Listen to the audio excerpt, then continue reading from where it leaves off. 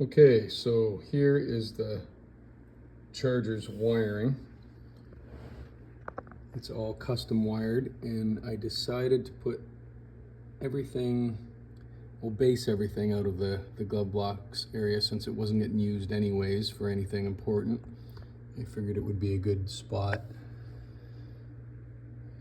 to put all the terminations and fuses and bus bars and relays and whatnot in here. Got my MSD box right there, and you can see I've made my own harness.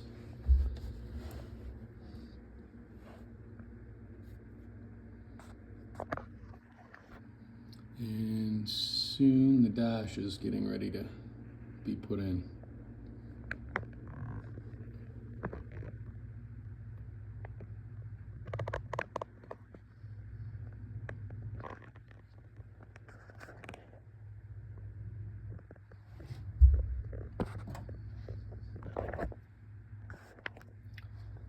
Here's the fuel injection computer. Some more fuses there for the fuel system.